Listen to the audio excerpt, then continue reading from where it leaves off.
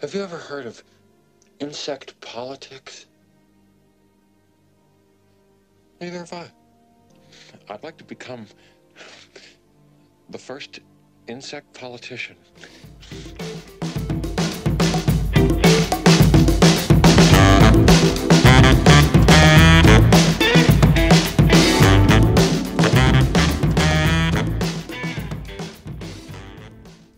Katrina Porter, help me! No. Oh. Hi, Anna Serene. Welcome to Split Happens, everyone else. Welcome, everybody.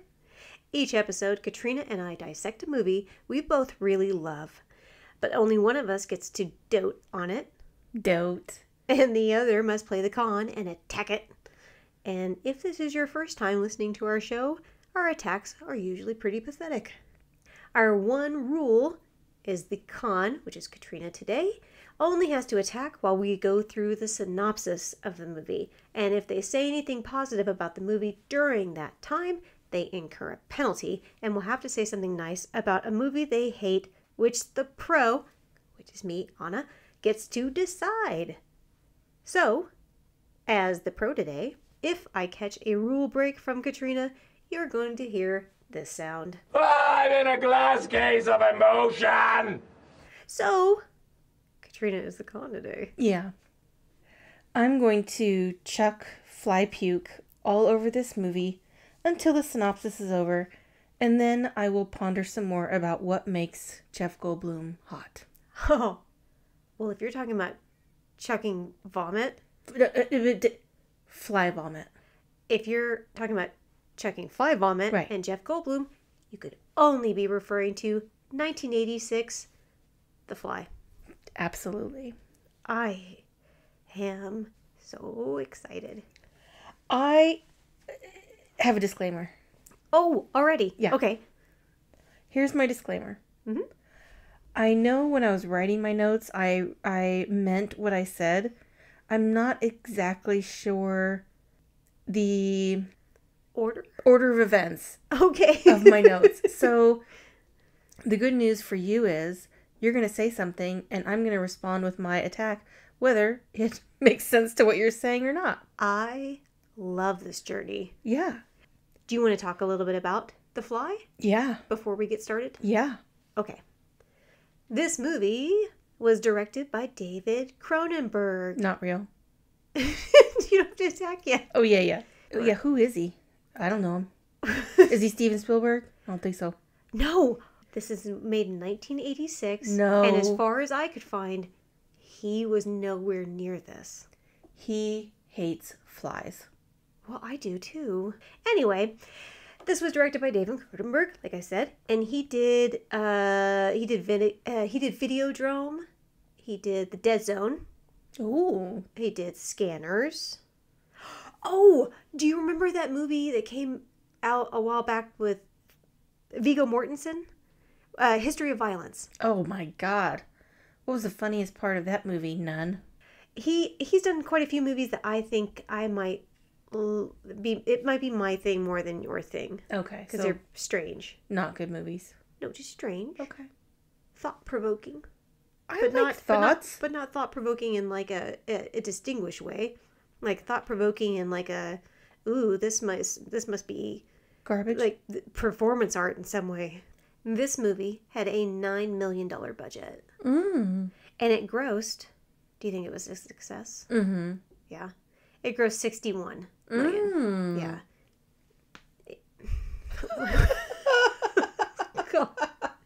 Was that your shoulder that just popped? You know what I'm like?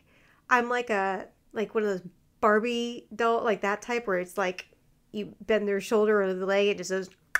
This was the most successful movie of David Cronenberg's career. I was really hoping you were going to say about flies. Ooh, I really dislike flies. Who likes flies? Okay, so I already said this was the most successful movie in David Cronenberg's career, and it's his only one to win an Oscar. This movie, makeup? Yep. Okay. Which is completely fair. Yeah. I don't know what else came out in 86. I'm sure we've done multiple movies in 86. Are you kidding me? Is there a year in the 80s we haven't done? Maybe. 81? No, we've definitely done, we've done 81. don't think so. I think we did 82. Okay, we'll keep talking. I'm going to go through my book and find an 81. Oh, okay. In the very early 80s, a screenwriter named Charles Edward Pogue wanted to remake the 1950s version of The Fly, which is, I think, based off of a story. That had Vincent Price. Correct. Yeah. That was very famous. That had the help me. Can I just say? Yeah. We are recording Elvira, Mistress of the Dark next, and there's a thing or two about Vincent Price in there. Really? Yeah. How exciting. Seriously. Charles Edward Pogue partnered up with producer Stuart Cornfield, and they convinced 20th Century Fox to finance a script. But guess what? FOX. They hated it. Aww. Yeah, and then they pulled the funding. Aww. Right, but they were able to convince 20th Century Fox. They said, if you'll still distribute it, we'll get our own funding. We'll find our do-re-mi somewhere else. Point of clarification. Yes? Time Bandits came out in 1981. Oh, okay. Well, I stand corrected. So, those plucky guys, Love that word. they went to the most obvious choice for a sci-fi horror. Mm-hmm. Mel Brooks. Why couldn't it have been Steven Spielberg? I know, right? He's like, what about a shark? If you guys considered aliens. Well, Mel Brooks, Melly B. Melly B, he liked the idea of the script, but he wanted to ditch the writer. He didn't like the writer. Apparently nobody liked his writing. Charles Edward Pogue was off the project. Bye. Then they hired, I think his name is Waylon Green? Waylon. To rewrite it. That was worse than the original. That makes me think of when Johnny Rose rewrote Alexis Rose's Yes. paper in the Schitt's Creek. Better than that. Well, he was out of the project. Aww. Now, yeah, what is it? Waylon Green? We hardly knew ye. They went back to Charles Edward Pogue. And then they went to get a director. They wanted David Cronenberg. But he was doing Total Recall at the time. And I know what you're thinking. Hey, Anna, you dummy? You dum-dum? Never. I would never think that. Think that or say it? Yes. Okay. He did not direct that movie. That was our good friend, Paul Verhoeven. Love Pauly V. Do you remember what he directed? Yeah. We did it. Yeah. What? He did. RoboCop. Yep. Okay. He sure did. If you haven't listened to the RoboCop episode, please. That was early on when we were really taking things seriously. Kind of. I sing the Because David Cronenberg was not available, because he was doing Total Recall at that moment, they got director Robert Bierman, and he agreed to do it, but then he had like a personal tragedy. It was sad. So he had to back out. David Cronenberg, on the other hand, had some creative differences with the making of Total Recall, so they hired him, but he had one condition. He wanted to write the script. Oh, no. Yeah. I know where this is going. Sorry, Charles Edward Pogue. Aww. Even though the final product was miles away from Charles Edward Pogue's original script, David Cronenberg insisted to the Writers Guild that he and Pogue share writing credit. Okay. Well, that's nice. I think so, too. This movie starred Jeff Goldblum as Seth Brundle. Would you like to hear some other people that are considered for this movie? For that role? Yes. Yeah. I will give you a yay or nay if they would have been better than Jeff Goldblum. Ooh, I love it. Okay. I imagine a lot of nays. Okay. Well, a few of the people considered or flat out offered the role of Seth. Mel Gibson. Nay. He turned it down. John Lithgow. Nay. Well, he turned it down because he thought it was too gross. Willem Dafoe. Yes. Really? Willem Dafoe would have been great. I think so too. Yeah. I don't know if he would have just gone so crazy with it. I mean, this movie goes off the rails a lot. I think a big part of it is that you're really rooting for Jeff Goldblum because he's Jeff Goldblum. James Woods. You know how I feel. It's a big hard nay. Boo. That's a hard nay. That's a nay. Richard Dreyfuss. Nay. I can't believe I'm even saying this name because he keeps showing up in movies he has no business being anywhere near. Oh, God, please be Steven Spielberg. No. Why would he be considered for the role of Seth This Brundle? bitch wanted to do everything. Directing, producing, testifying in court. John Travolta. Nay. That's what I'm saying. How did he keep getting in these lists? Okay. And then the last one's Michael Keaton. Yes. Oh, he would have been so good. Well, the answer is always yes to Michael Keaton. I 100% agree. Do you know he was a comedian before he was an actor? Like a stand-up comedian. Did not know that. For Veronica, who is played by Gina Davis, Jennifer Jason Leigh was considered... I also think she can play almost anything. I think she's great. Laura Dern. Think she's great. I think she could have done it. This one's interesting. Linda Hamilton, I believe, was offered it. And she declined because of the maggot birth scene. Oh, well, I have some thoughts about that. Well, you can share those thoughts because we're about to start. Would you like to say anything before we do? Oh, no. I would like to clarify something. Okay. Talking about someone's appearance Yes. is not complimenting the movie, correct? You mean that particular actor? Yes. Any particular actor you're talking about? No. No one in particular. Correct. If you said the character of Seth Brundle is so interesting, that would be a button push. Okay. If you said, man, Jeff Goldblum can get it then and now, that's not a button push. Okay, so objectification is totally fine. I think you always think objectification is totally fine. Okay, I just don't want a button push because I'm worried about what movie you'll pick. My feet are moving just thinking about it. Oh my God, you're so agitated. Okay. You haven't had a button push in like 1,000 years. Yeah. Just, play the fucking song. Here we go.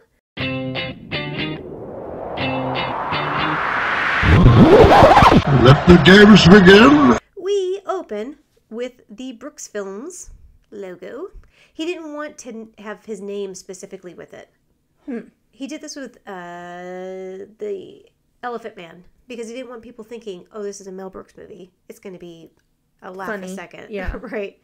Then we get a party with Jeff Goldblum's character, Seth Brundle, and he's telling Gina Davis's character he's working on something that'll change the world and human life as we know it.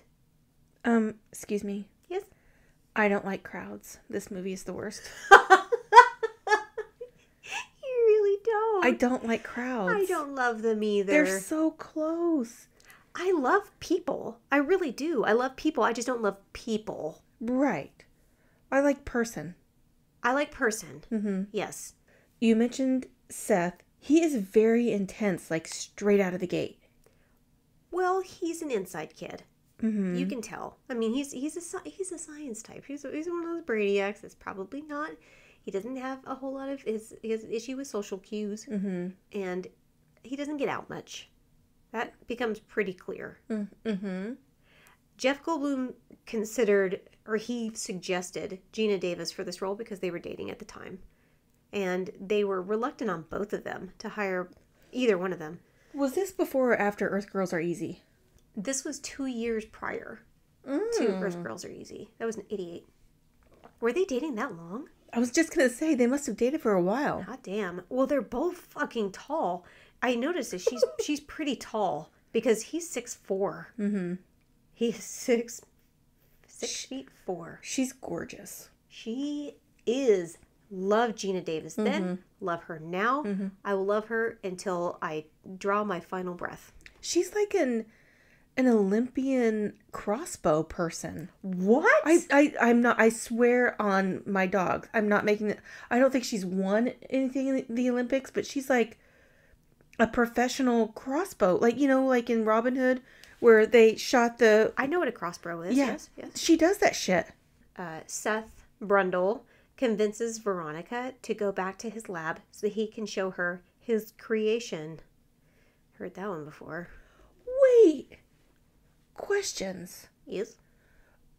I feel like the first 10 minutes of this movie was cut out. We have no idea what's going on. Like, we don't know what event they're at. Mm-mm. We don't know who these people are. We're just supposed to like kind of guess that it's a nerd nest. I don't know. And then she goes with this guy. Okay, first of all, that tells me there's no fat in this movie. They cut out all of that nonsense that in the beginning. There is a party. She's a journalist. He's a scientist. He says, I want to show you my creation. And she's obviously attracted to him. She's getting a vibe. And she's like, all right. And this is the 80s. Before people, before women, really realized that they shouldn't just go to places with strangers. Do people like New York strips? Like the steak? Uh-huh. Yes. What do they have on them? What do you... Okay. I'm getting a little twitchy. I'm so sorry.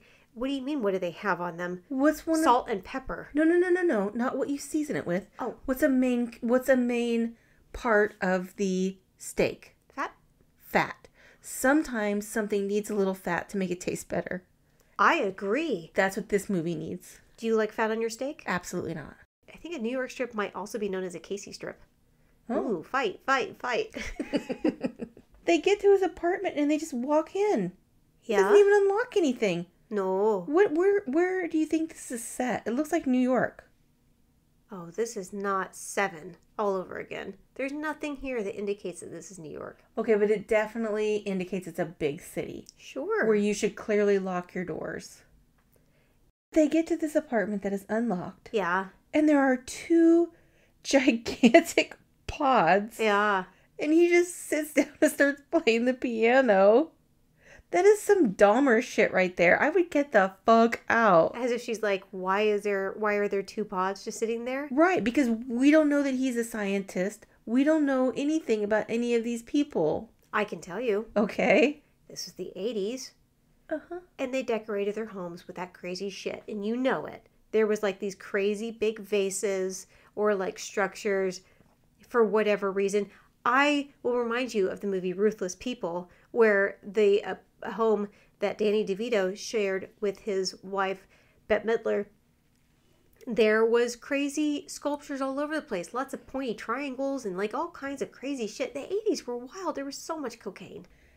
As we find out later, he has like 27 baboons in this apartment. We're going to get to that. Yeah. Run, Gina Davis. This may be one of many moments in this movie where Veronica should have excused herself and ran the opposite direction. Yeah. But she didn't because she wants some of that Goldblum donger. Well, and then he tells a joke and the people don't know that I'm doing air quotes. I can't let you leave here alive. Ha ha ha. Yeah. Yeah, he can't. He can't. What? She's just there now. Sometimes you just go to places and you just never leave, like the entire population of Kansas. Not never. Would I do that? He's like, I call them telepods. No shit, genius. It's a great name. It's, when I was writing it through my notes, I'm like, oh, what a handy word to write. This is a breeze. Like, I can spell this one. This is way better than teleporter machine. Thank you. Thank you, Seth. He wants to show her how his teleporters work and asks for something personal, and she gives up her stocking like a fucking boss. She does, and that's great for her, but why did it have to be something personal? Because he wanted to make sure that it wasn't something that he could personally replicate. God, haven't you ever been to a magician show? No. Oh, yeah, I know. Why? But do watch the documentary about the amazing Jonathan. Oh, I told you about that one. Yes, you did. Ooh, and it is so good. So good. Here's the thing about that one, is that it builds when you do not expect it to build. Yes, it does. You're like, I think I get the gist. And you're like, uh-oh. Mm-hmm. Uh-oh. Oh, no. So good. Seth realizes he severely fucked up because he wanted to keep his telepods a secret, but he just told Veronica, that smoking hot journalist, everything. Point of clarification again. Uh-huh. He's like, wait, you're a journalist? And at that super crowded party that I hated, when he was trying to get her to go to his place, she said, "I've got 3 more people to interview." Yeah. He wasn't paying attention to that. Oh, so he doesn't listen to women. What a dick. I hate this guy. I think he was just looking at boobs. You can't be just thinking with your dick all the time. Your dick's going to lead you astray on occasion. Veronica plays the tape that she was recording, and Seth knew she was recorded to her editor, super douchey Stathis. What a name. Isn't he a dickhead in every movie he's in? It is John Getz. He's a character actor. Yeah, he usually plays douches. Oh, I think he's in Don't Tell Mom the Babysitter's Dead.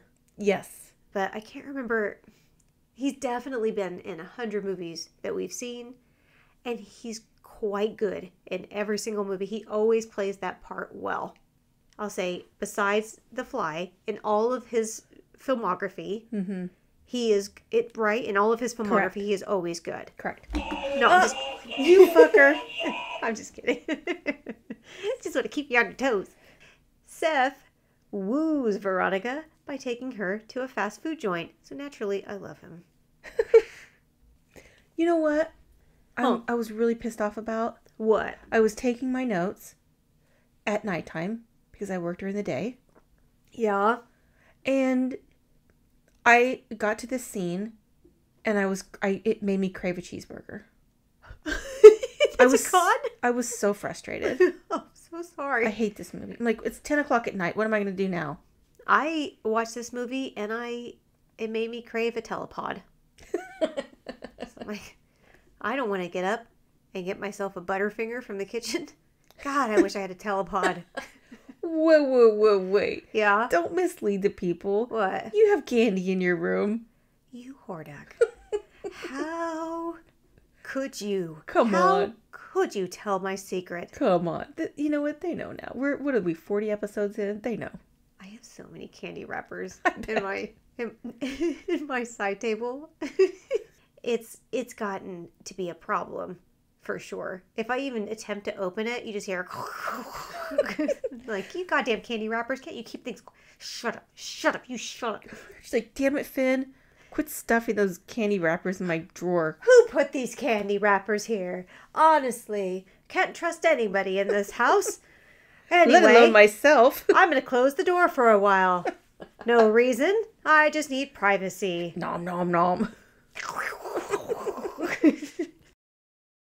Seth tells Veronica, at the moment, his telepods can only teleport non-living things. Though he said inanimate, but I didn't want to type that. I understand. I support you. I'm not an idiot. I was just drunk and lazy. That's okay. Okay. Is this when her boss just shows up in her apartment? Yes, she goes home to her apartment where she finds her editor taking a shower in her home. And we learn that they used to date and she has moved on. And he is in her shower. So clearly he is not. Well, she's like, are you getting out of here or am I? I'm like, bitch, this is your apartment. Get that fucker out of there. Yeah, even in the 80s they had 911. Right. Am I getting out of here or are you? You! Change your locks. She was in the process of that. She said that. She said, because he said, I still have a key. And she's like, oh, I have the key guy scheduled on Thursday. She did not say that. She did. She said he's going to be here on Thursday. He was going to be here on Monday. His mom has been real sick, and he loves his mom. And she can't do things on her own because she was hurt when she worked at the factory. She needs somebody to take care of her because she has a bad back, for one. 3 hours later. But then she got real sick. And none of that is correct. Besides the fact that Stathis, and that is his name. What a fucking stupid his name. First name. Yeah. I don't even know what his last name was because I just assume it's like Stathis. Bathis, probably. It rhymes. Stathis Bathis, because he was in her bath. Right. Makes obviously. perfect sense. Right. Besides the fact that he's an absolute trash bag. But with his beard, I think he looks like John Ritter, and that made me a little sad. Oh, R.I.P. Meanwhile, back at the lab, Not a baboon. Seth is trying out his machine on his pet baboon, which admittedly could have gone better. it gets blown up. No, it did not. Yeah, it got turned inside out. Is that being blown up? Yes, the inside got blown out to the outside. Yeah, it's like a pillowcase, you know. That's not blowing up. You just turn it inside out. But he just did that with a baboon. Follow-up question. Mm-hmm. At that point, once it went through the telepod, what was that baboon capable of doing? After? Uh-huh. Terrorizing children. He's like, I don't want to talk now. Of course not. He feels like shit. He has 12 baboons in the back room. He keeps getting baboons in the closet like he does his clothes. Oh, God. Speaking of which, Veronica asks Seth if he ever changes his clothes. And of course the answer is yes. He has a very sensible collection of clothes in his closet. Why is she staying in his apartment? Because he fascinates her. She's a journalist. Oh, my God. There's nothing sexy about this situation. A baboon got blown up. Mm-hmm. He has only a wardrobe of khaki pants and plaid shirts and a dinner jacket. Excuse me. That was a sensible gray blazer with a very lovely solid tie that would go with everything. A white shirt. That's right. White shirt. And some comfortable khaki pants. And some brown loafers. He said he didn't want to have to think about what he has to wear. How many times have you stood in your closet and go, I can't figure out what I want to wear. This is exhausting. I'm going to go back to bed. Listen, I'm a thirst trap, and there's nothing sexy about this scene. I want you to answer a question about the closet. No, I have my clothes color coordinated. So I know if I want to wear something black, I go to that section, and I don't have any other colors. You don't have to stray from the black section because that's all there is. That's what I have. It's sensible. Like space. Right. I'm kidding. I have a few gray things just for contrast. Well, I will tell you that Veronica knows what Veronica wants. And she puts the moves on Seth because she is a strong, independent woman. And she even brought steaks. Wait. Mm-hmm. When she and Seth are doing the nasty, yeah, like after they're doing the nasty, yeah. Do you remember what she says? Don't worry, I wrote it down. Thanks. That's what she was thinking. That's why old ladies pinch babies' cheeks. It's the flesh makes you crazy. Mm-hmm. Yeah. You want to pinch those cheeks like you sweet little baby face. Oh, I just feel so fucking crazy. That's what grandma'll say. Maybe it's just because we did Poltergeist. Every horror movie that I've ever watched makes me feel, despite the judgment that I receive, pretty good in my conviction to eat meat well done. It does the opposite for me. Really? Yeah. I will take a blue steak over a well done steak. And also, the steak that he made her just went through the telepod with a fucking blown up baboon in it. Yeah. Yeah. Flavor? Smoky. Well, you know what he does that's correct? He puts it on a cutting board, which is sensible, unlike in Poltergeist. People mishandle their meat so often, don't they? The comment that Ronnie, made gives Seth a aha moment, and he has a breakthrough about flesh and overcomes the flaw in his computer programming. Does he have a baboon surplus? He just like, oh, I have an idea. Let me go grab another baboon. Yeah. He goes to the baboon barn. You can get any kind of baboon. Wild ones, short ones, little ones, inside-out ones.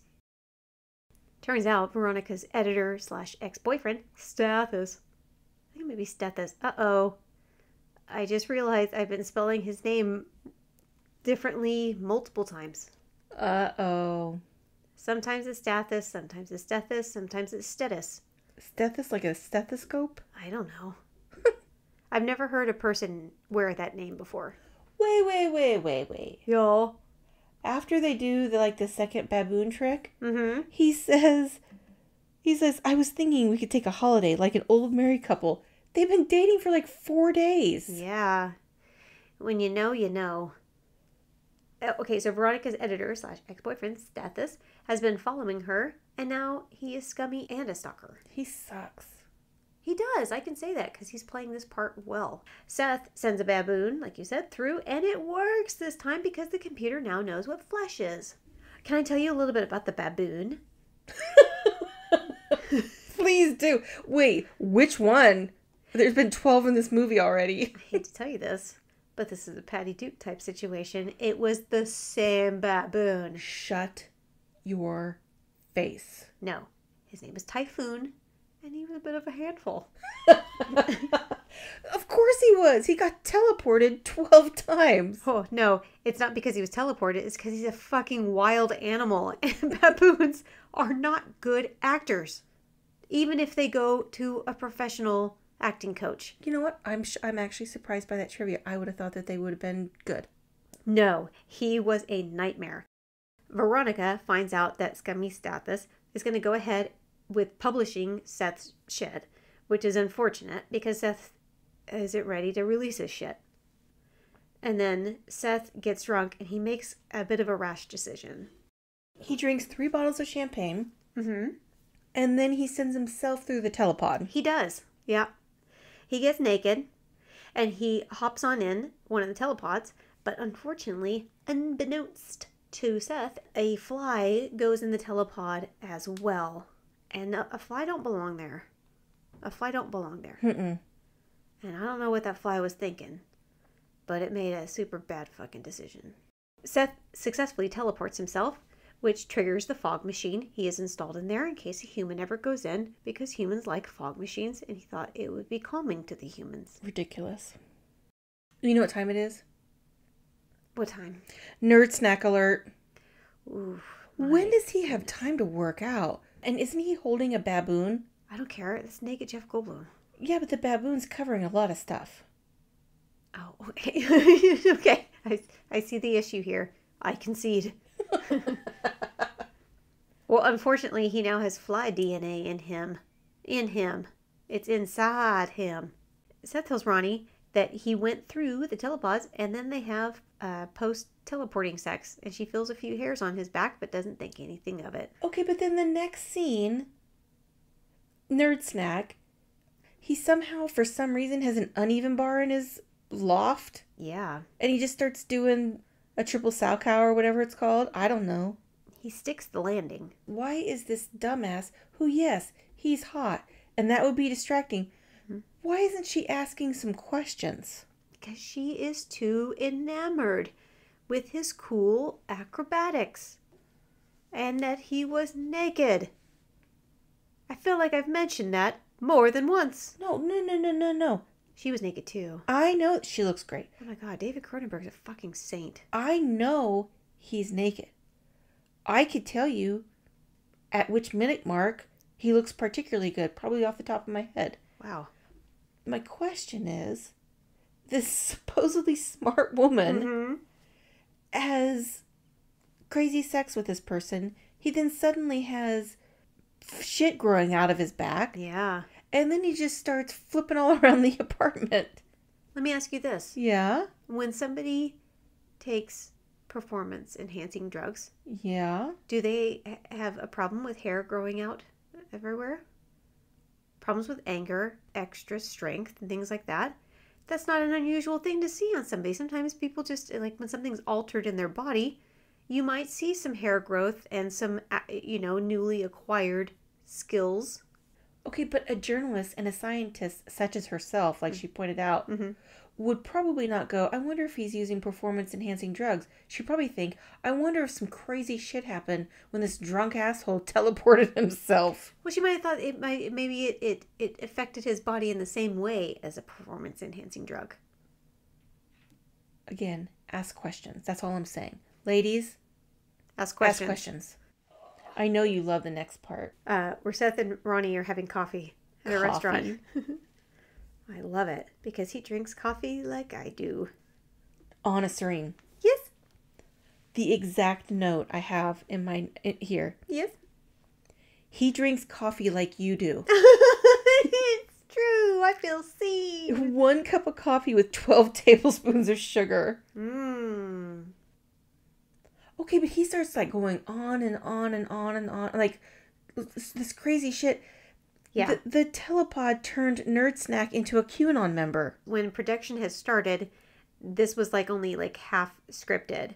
And in this scene was written the night before it was filmed. Because, Jeff Goldblum thought he could add more to the character, which he did. I mean, that was definitely a crazy, like, it was a good way to show a turning point in his personality without going directly to anger and to aggression and things like that. But it showed that there is definitely something different with them. Something is just a little bit off. I disagree, actually. How do you disagree? Henceforth. Yeah. You can't just throw words out there like henceforth. Pray wait. I will impart my opinion. Okay. Upon you. I don't think it's subtle. He goes from being like kind of a nerd, chill scientist to speaking like 12,000 words a minute. Like it's super, he's really, really intense. You mean like somebody that has just recently taken a performance-enhancing drug? Like somebody who may have gotten wasted and put himself in a machine without knowing what could happen. And then it's completely whacked out his brain. And she doesn't ask any questions. I think she senses that something is off, or that he's just a little bit of a quirky, a quirky quail. The next scene, they're having sex, and he does not ever want to stop, and his face is starting to look a little funky, and those hairs have gotten pretty coarse. I mean, let me ask you this. Yes. If you were dating somebody, and they were just kind of a nerd snack, pretty chill but super into their telepod and baboons, and then all of a sudden they started acting like this, would you ask questions? Or would you be just like, well, maybe he's doing performance-enhancing drugs. Let's just see what happens. No, I'd be like, I can change him. I have the hookup to like 50-pound bags of sugar. We will be fine.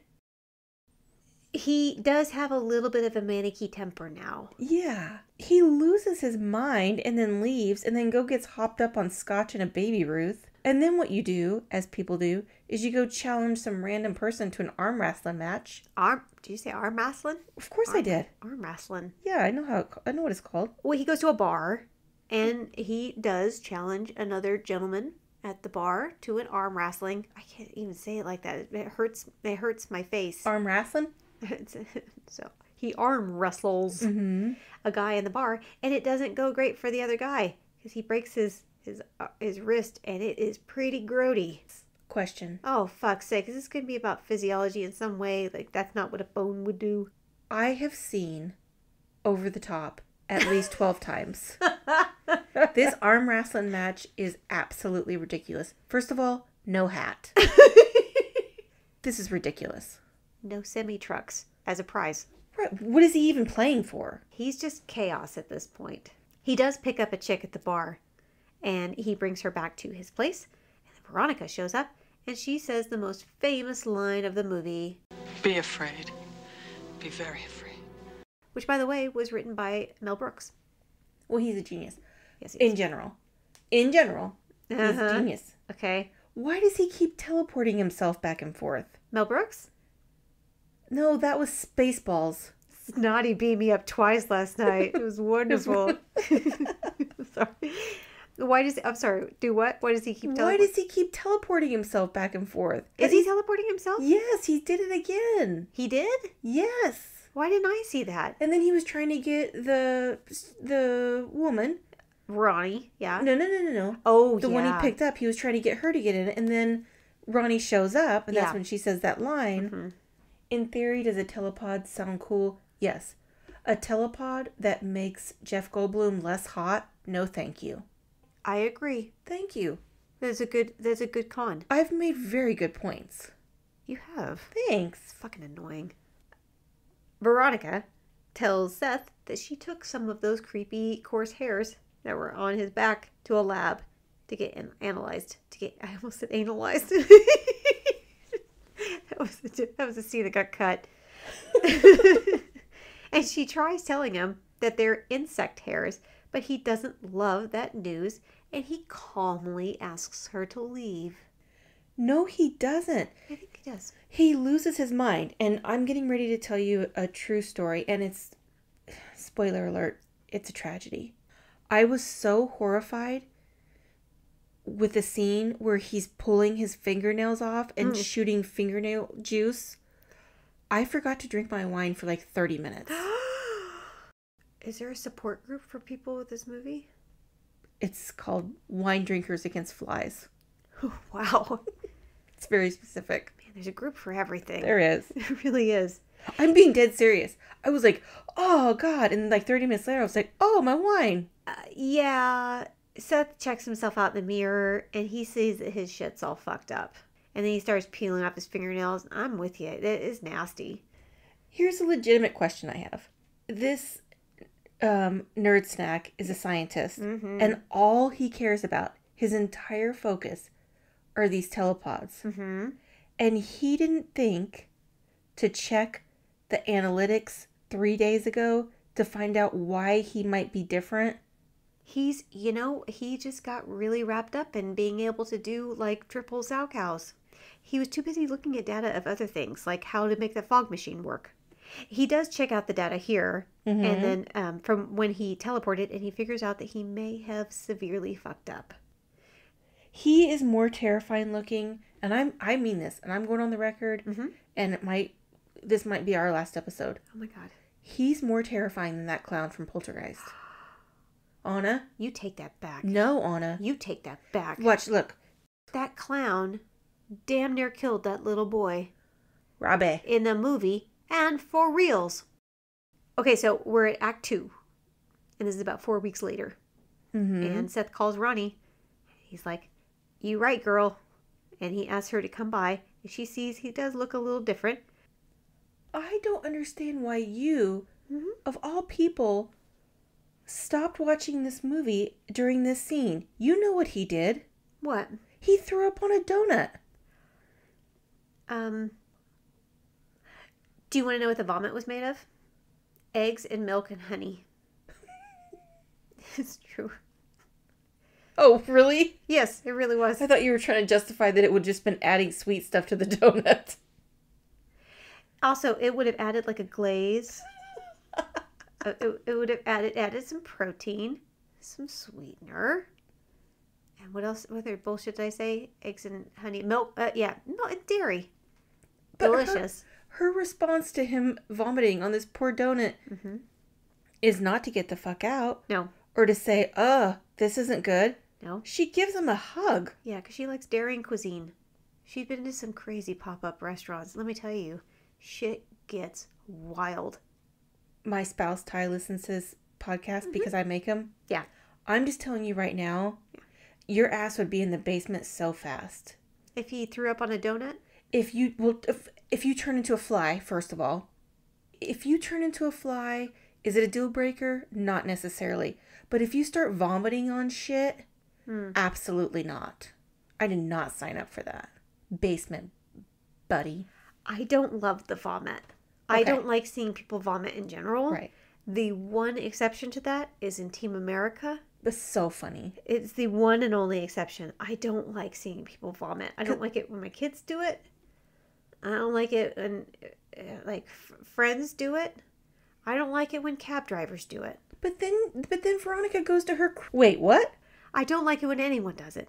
You remember that time that I was at your house and Finn was not feeling well? Oh. And I was kind of like holding him a little bit. I do recall And this. I was holding a plate because we were like eating. And he just like vomited everywhere. And I was like, okay. It was like in Parenthood. Like... Do you think you need to throw up? Okay. Speaking of throwing up, Seth shows her how to eat, like you said, and then his ear falls off, and Gina Davis did not know that was going to happen. Well, he looks like Fire Marshal Bill. Oh, God, he fucking does. He does. And then he's like, maybe this is not such a bad disease after all. No, motherfucker, this is a bad disease. He's turned lemons into a lemonade stand. Is this when he starts joking and calls himself Brundlefly? I think so. Yeah. He's Brundlefly pretty much for the rest of the movie. Okay. Ronnie goes to Brundlefly. I'll just call him that from now on, his place, and he looks worse. And he's climbing the walls and ceiling, but he's in good spirits. Why in Care Bear heaven would she go visit him again? Because she's in love. Oh no, his face is literally falling off. How he has anything left to fall off at this point, I'm gobsmacked by. So you're telling me, Katrina? Yes, if shit started falling off Ty's face, would that be... I told you, basement. How dare you get ahead of me on that point? How dare you? Basement, he knows it. We've talked about it. So you would put him in the basement? You'd like lock him up like a people under the stairs or something? No, like Sloth and Goonies. I'd give him candy bars and let him watch TV. Hungry. Wow. We have some things to discuss after this episode's over. Speaking of shocking things, Veronica tells Seth the only thing that could shock him after watching the Brundlefly video, she is pregnant. That's unfortunate, because she doesn't know if it's from before or after Seth went through the telepod. Ugh.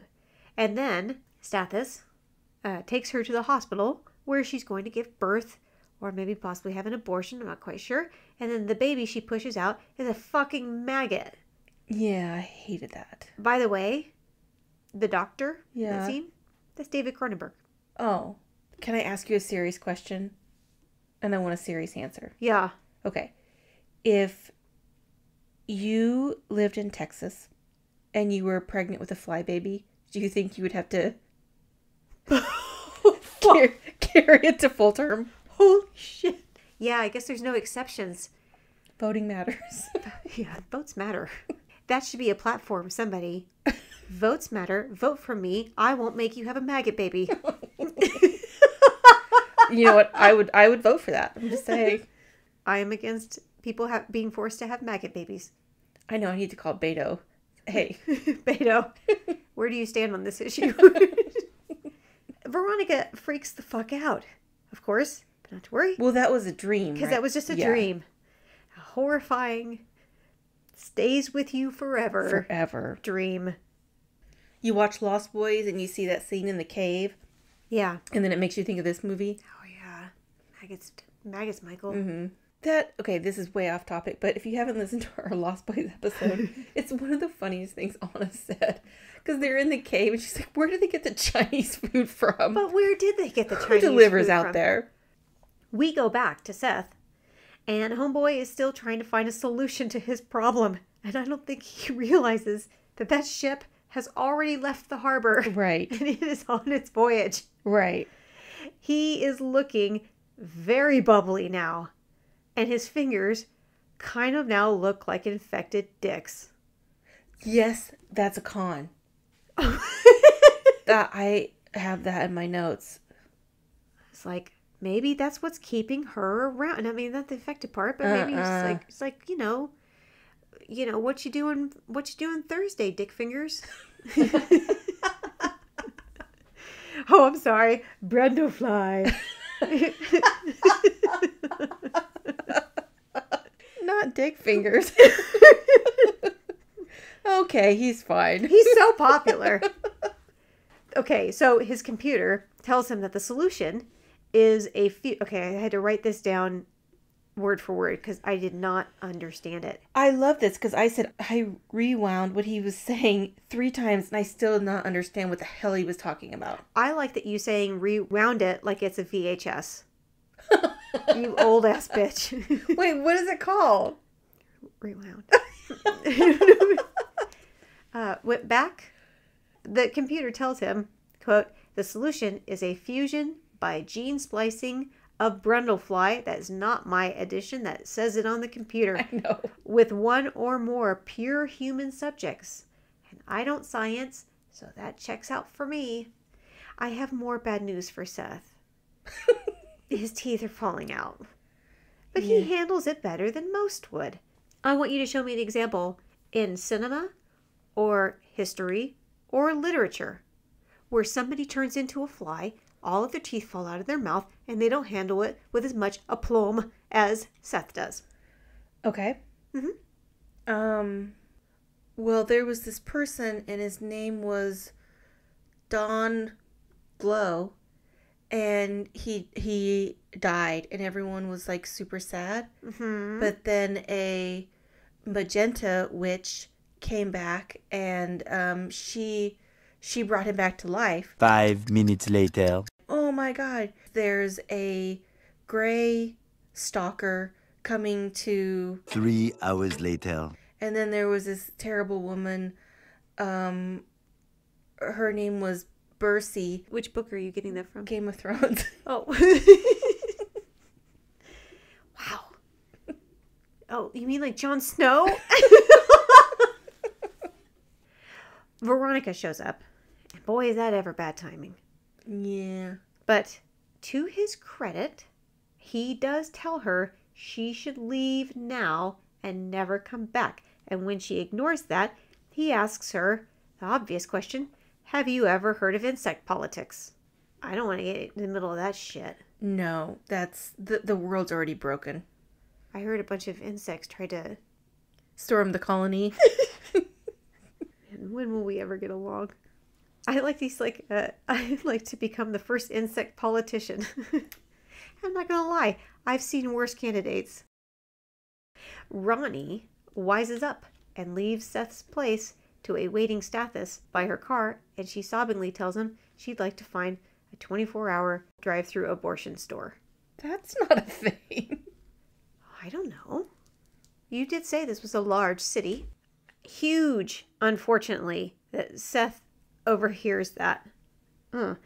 He finds her. He goes to the baby be gone place. The not so fast baby.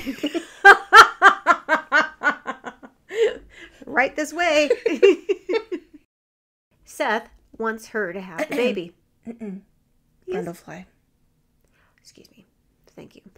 Brundlefly wants her to have dick fingers. Wants her to have the baby. But she says she can't. And he's like, well, that's too bad. Too bad. Speaking of that's too bad, Stathis lets himself into Brundlefly's place. Stathis just happens to have a rifle in his trunk, so that's smart. Somewhere in the trivia, I mean this, I just didn't write it down. Somewhere it explains why he has. It was a cutscene. There was like, I think he was going like skeet shooting or something. Unfortunate for him, Brundlefly starts puking his stomach goo or whatever and manages to stomach goo puke dissolve Stathis's hand and foot. Yeah. It is tough to watch. I don't think he's going to make it. He does, I think. Really? I don't know. Brundlefly tells Veronica his plan. He gets in one pod, she gets in another, and they'll be fused together genetically. Which, again, I don't science, but that seems like it would work. I don't think so. I mean, it would work horribly. Well, their DNA's different. Brundlefly reaches his final form, and then he chucks her ass in one of the pods. But Stathis is able to pull his mutilated body together, and he shoots the machine. That's some smart thinking. I know, but like I get that his hand was a stump at that point, but it kind of seemed like time was a factor. It really seemed like he was taking a long time. Like in his mind, he was thinking, this bitch did break up with me. Not everybody has the pain tolerance that you and I do. No, I still think that he was on the fence as to whether he was gonna. I think he was thinking revenge. I think he was thinking my arm is melting. I don't think so. I think he was thinking, do I go for a wooden prosthetic or like a metal, like one of those fancy, like, you know, was he going to go with a short circuit type of situation? He manages to pull his mutilated body together and shoots the machine before it could accomplish its goals. And then he lets Veronica out of her pod. And the computer tells us, good news! The fusion of Brundlefly and Telepod is successful. I don't think so. What comes out of the pod is a big old mess. And Veronica shoots it dead after it indicates that this is a good idea because he's like puts the fucking rifle to its own head. It's like, do this. Which murder is never okay, but this is the right decision. It was the right thing. It is. And that is how it fucking ends. Just crawling nightmare, kill me, kablam, credits. Kablam. It's done. Yes. It's It's over now. Woo. So there's a sequel to this movie. Yes. And Eric Stoltz. Eric Stoltz plays the baby. This movie is grosser than I remember. It was really gross. I loved it. Yeah, Jeff Goldblum is so good. Well, everyone actually. The guy who plays whatever his stupid name is, Gina Davis is perfect. John Getz, he is fantastic. He is good in every single thing I've ever seen him in. Mm-hmm. All of these people, it was great. Yeah. It was a very small cast, and they packed a big punch.